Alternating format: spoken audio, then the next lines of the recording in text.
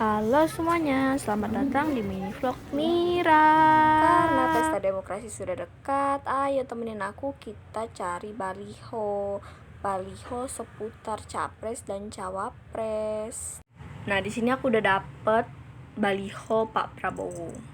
Nah, alasan aku tertarik sama pasangan Prabowo Gibran ini karena aku tuh kayak udah bener-bener jatuh cinta sama keseluruhan mereka.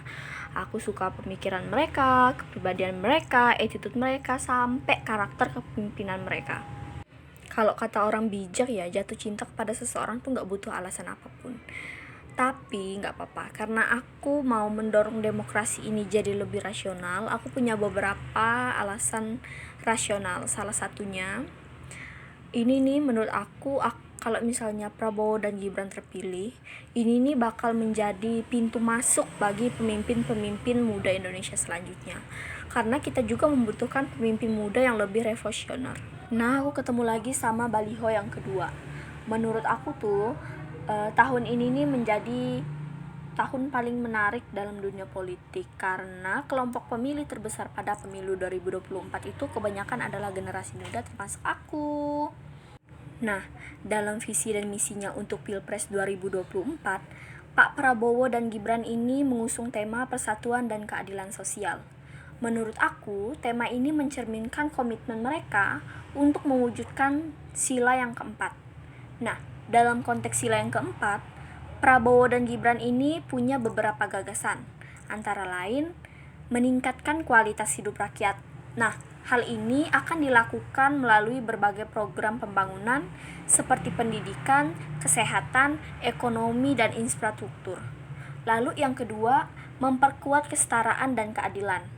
Hal ini akan dilakukan melalui berbagai kebijakan seperti penghapusan diskriminasi, pemerataan kesempatan, dan perlindungan hak-hak minoritas. Lalu yang ketiga adalah membangun demokrasi yang inklusif. Hal ini akan dilakukan melalui berbagai upaya, seperti penguatan partisipasi masyarakat, transparansi dan akuntabilitas pemerintah, dan perlindungan HAM.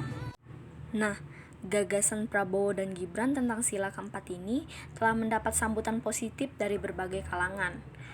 Namun, ada beberapa hal yang perlu dikritisi, seperti konkretisasi dari gagasan-gagasan tersebut.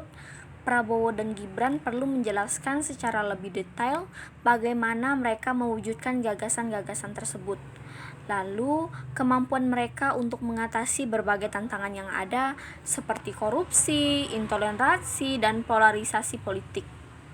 Namun, secara keseluruhan, gagasan Prabowo dan Gibran tentang sila keempat merupakan langkah yang positif dalam upaya mewujudkan keadilan sosial bagi seluruh rakyat Indonesia. Namun, masih perlu diupayakan yang lebih konkret dan terukur untuk mewujudkan gagasan-gagasan tersebut. Nah, sekarang saya akan mengemukakan pendapat saya mengenai kedua calon presiden. Yang pertama, Pak Ganjar. Saya kurang suka dengan gaya kepemimpinan beliau karena menurut saya terlalu populis. Saya juga sering melihat di berbagai media kalau beliau sering membuat pernyataan yang tidak realistis dan menurut saya itu nggak bisa diwujudkan. Dan ketika ada yang memberi pertanyaan, jawaban dari beliau ini juga menurut saya suka menyimpang. Bahkan sering mengajukan pertanyaan balik kepada si penanya. Nah, selanjutnya dengan Pak Anies. Menurut saya kebijakan yang Pak Anies buat tuh tidak pro rakyat. Hal ini bisa dilihat dari berbagai kebijakannya selama menjabat menjadi Gubernur DKI Jakarta, seperti kebijakan tarif, kebijakan reklamasi, dan kebijakan pembangunan formula. Nah, selain itu juga kurang memiliki visi dan misi yang jelas. Hal ini bisa kita lihat dari pernyataan yang tidak konsisten dan berubah-ubah. Nah, karena udah sore, sekian perjalanan kita hari ini. Bye-bye. Nah, sebelum aku akhiri, aku mau kasih tunjuk JJ. Rakyat yang menilai.